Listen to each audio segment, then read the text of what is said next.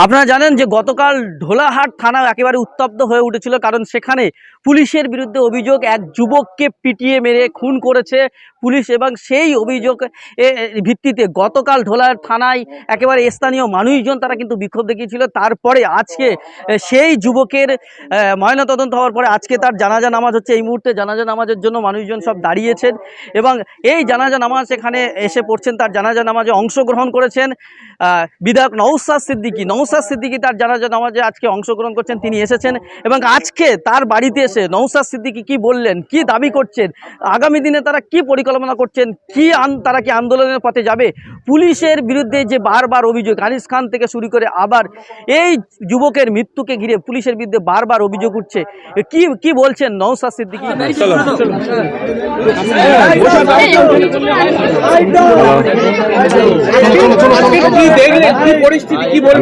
দেখুন, এটা তো নতুন ঘটনা নয়, এ ধরনের ঘটনা আমরা দেখেছি গত বছর। খেয়াল আছে আপনাদের কি জানি না, বারাইপুর পুলিশ ডিস্ট্রিক্টের আন্ডারে এক সপ্তাহের আশপাশে 4 জনকে এই ধরনের, কেউ কাস্টাডিতে মারা গিয়েছে, কেউ আপনার হসপিটালে পুলিশের আন্ডারে থেকে হসপিটালে মারা গিয়েছে। এই ধরনের ঘটনা ঘটেছিল।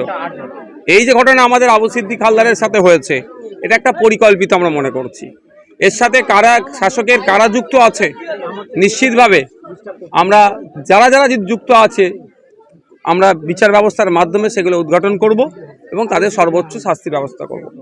আমরা দেখছি বা জানি, যেটা কাউকেও যদি সে প্রকৃত সত্যিকার যদি সে চোর হয়, কাউকে যদি ধরনের ধরা হয়, তাকে শারীরিকভাবে কোনো হেনস্থা করা যায় না। কারণ আপনারা জানেন, আমাকে 42 দিন জেলে আমি অ্যারেস্ট হয়েছিলাম, বিভিন্ন কোর্টে আমাকে তুলেছিল, প্রতিনিয়ত মেডিকেল করার জন্য নির্দেশ দেওয়া হয়। এই সমস্ত যাদেরকে হয় তাদেরকেও মেডিকেল করার নির্দেশ দেয়, কিন্তু মেডিকেল সার্টিফিকেটটা ফেক সার্টিফিকেট হয়। ফলে যে টর্চার করে, আর উকিলের জজের সামনে গিয়ে বলার মতো সাহস এদের থাকে না, কারণ এদেরকে ভয় দেখানো হয়, যদি মুখ খোলে মিথ্যা কেসে আরও বড় বড় কেসে অ্যারেস্ট করে দীর্ঘদিন আটকে রাখবো।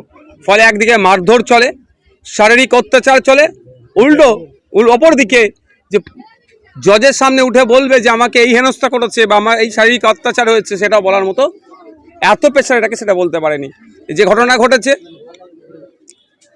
এই সর্বোপরি এই পরিবারের একজনই যে ছিল, যে হচ্ছে যার মাধ্যমে পরিবারের সংসারটা চলছে, এদের সংসারটা চলছে যে আর্নিংয়ের ফলে, তাকে আজকে পরিকল্পিতভাবে হত্যা করা হলো। যে ওখানকারের যে এসআই কি নাম আছে, রাজদীপ সরকার, যে যতটুকু খবর পাচ্ছি মূল কালপিট, আমরা জানিয়েছি প্রশাসনকে, আমরা তার পরিবারের পক্ষ থেকে নিয়ে যাওয়া হয়েছিল থানাতে, অভিযোগ দায়ের করেছি। দেখব আমরা কটা দিন অপেক্ষা করব, যদি এফআইআর পুলিশের পক্ষ থেকে তাড়াতাড়ি স্টার্ট না করে, যদি এত কটা দিন অতিবাহিত হয়ে গেল এখনও পুলিশ এফআইআর স্টার্ট করেনি, মনে হচ্ছে যেন কেসটাকে ধামাচাপা দেওয়ার চেষ্টা হচ্ছে। আমরা কোনোভাবেই এটাকে মেনে নেব না। আমরা প্রয়োজনে কোথায় যেতে হবে, আইন আদালত তো অবশ্যই হবে, সাথে সাথে গণতান্ত্রিক প্রক্রিয়ায় আর কি করতে পারা যায় সেগুলো কিন্তু আমরা বোঝাবো। দেখুন, আমি পার্টিকুলার এখানে কথা আমি বলবো না, তবে আমার এই যে ছেলেকে আজকে পুলিশের অত্যাচারের কারণে মৃত্যুর করে ঢলে পড়তে হলো, যথেষ্ট আমার অ্যাক্টিভ ছেলে ছিল, কাজের ছেলে ছিল। তারপরেও বলবো, আমি এখানে রাজনৈতিক রং লাগাবো না। একটা ছেলেকে তুলে নিয়ে গিয়ে কিভাবে অত্যাচার তার উপরে হয়েছে, তাকে মৃত্যুর করে ঢলে পড়তে হলো, এটা কোনো মতেই ছাড় হবে না। চুরির অভিযোগ করা হচ্ছে, কিন্তু বাড়িওয়ালার পক্ষ থেকে, যার বাড়ি চুরি হয়েছে, সে কোনো থানায় এফআইআর করেনি, কোনো অভিযোগ করেনি। এইটা একটা পরিকল্পিত, বলছি তো, একটু ওয়েট করুন, ধৈর্য ধরুন। আমরা আজকে লিভ নিয়েছি, আমাদের কোর্ট আমাদের যে মামলাকে গ্রহণ করেছে, আগামীকাল মামলার শুনানি আছে কলকাতা হাইকোর্টে, অনেক কিছু রহস্য উদ্ঘাটন হবে। এর সাথে প্রশাসনের সাথে শাসকের কারা যুক্ত আছে, দলের কারা যুক্ত আছে, আশা করছি সবগুলো বার হবে। আর আমরা আইন হাতে তুলে নেওয়ার পক্ষে নয়, আমরা সব সময় মানুষকে শান্তির বার্তা দিয়েছি, ল অ্যান্ড অর্ডার মেনটেন করার কথা বলে আসি। তো এই আজকের দিনে দাঁড়িয়েও বলবো, আমরা প্রশাসনের প্রতি আমরা আস্থা রাখি। প্রশাসনের যারাই অন্যায় করছে তারা শাস্তি পাবে প্রশাসনের দ্বারাতেই, কোর্টের মাধ্যমে, সেটা আমরা আশা করছি। অবশ্যই আমরা তো 4টে ডিমান্ড রেখে এসেছি। প্রথম কথা, যারা এই অন্যায় করেছে তাদেরকে গ্রেফতার করতে হবে। শুনছি তার ছেলের বাপের কাছ থেকে নাকি 1,75,000 টাকাও নিয়েছে, সেটা ফেরত দিতে হবে। সাথে সাথে যে পরিবারের ওই একজন ছিল যে আপনার রুজি ছাড়া আর কেউ ছিল না, রুজি ছাড়া কেউ ইনকামের জায়গা নাই, পর্যাপ্ত পরিমাণে ক্ষতিপূরণ এবং তার স্ত্রী আছে, তার একটা চাকরি, সরকারি চাকরির ডিমান্ড আমরা করে এসেছি। এগুলো কি সরকারকে পূরণ করতে হবে। বাড়ির লোকজন অভিযোগ করছে যে পুলিশ যখন বাড়িতে তদন্ত করতে আসে বাড়িতেও মারধর করেছে এবং পুলিশ বলছে জয় শ্রীরাম বল। দেখুন, ওই ধরনের অভিযোগ এখনো আমি তার বাড়ির পিতার সাথে কথা বলিনি, ওটা শুনবো। যদি এগুলো হয় আগামী দিনে এগুলো তুলবো।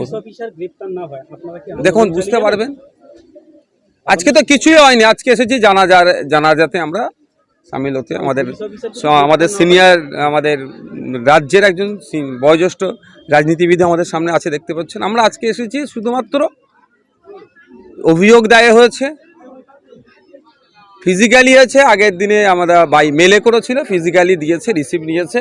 আমরা অপেক্ষা করছি এফআইআর কখন স্টার্ট করে এবং তাদের বিরুদ্ধে কি ব্যবস্থা নেয় সেটার জন্য আমরা